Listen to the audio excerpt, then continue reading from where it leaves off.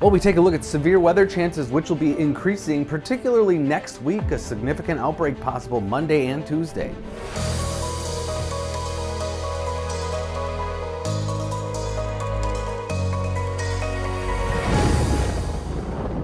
So we do have a couple pockets of severe weather potential today across Nebraska and Kansas, and in particular west central Texas, an enhanced risk of severe storms. That looks like the best chance of seeing more in the way of tornado chances, more of a wind event potentially developing in Nebraska and Kansas. And then tomorrow, still western Texas for the potential for strong storms. But we're taking an early look already at Monday and Tuesday of next week because already some significant signs of a significant outbreak. Not very often that we get the 30% chance several days out, and we have that across central Kansas and southern Nebraska.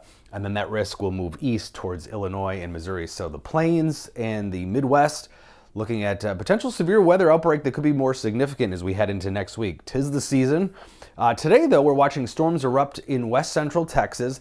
Clusters of supercells possible there, and then you can see this kind of bowing event here of line of storms, squall line storms that could produce some high winds and large hail later this evening into tonight. And then tomorrow again, it's west central Texas, and then that area will move to the east. So those significant tornado parameters pretty high in western Texas as we head into the late afternoon, evening hours. Not so much in Nebraska and Kansas. Again, it's mainly a wind event, but then tomorrow, same thing. The significant tornado parameter goes up again in Texas. So the pockets of updraft helicity, or those tracks of updrafts in the storms from the NAM model, again, western Texas, but also Nebraska and Kansas. And this is more wind driven, and potentially some of these, we call them gustnados, or winds or brief spin-ups that can develop along the leading edges of some of those wind gusts. But we're watching early next week. We've got this upper level low in the Gulf of Alaska making its way down the Canadian Pacific coast, and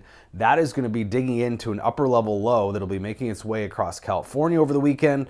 More rain for the west, and then across the Rockies into early next week. And this is a really good setup for a potentially stormy setup here, as that'll push warm, humid air out ahead of it. We're going to see Cape, that energy available for storms directly proportional to the dew points, really, marching north here into the Dakotas and Minnesota by Monday and Tuesday. So storms will erupt, looks like late Monday, Nebraska and Kansas.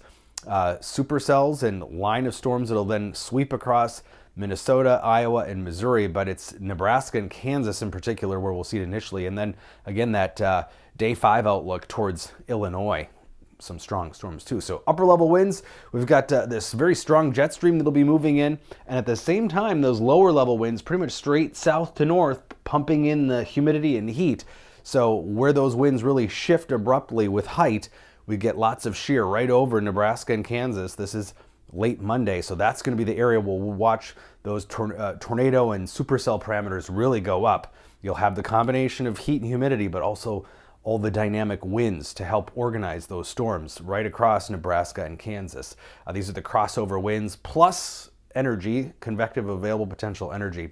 And that significant tornado parameter will line up right where we have the best shear and the higher dew points and the most instability, right in that Nebraska, Kansas area. So again, that's why we're watching in particular that area of Nebraska all the way down into Texas for the potential for some very strong storms here Monday into Monday night that will then move east on Tuesday.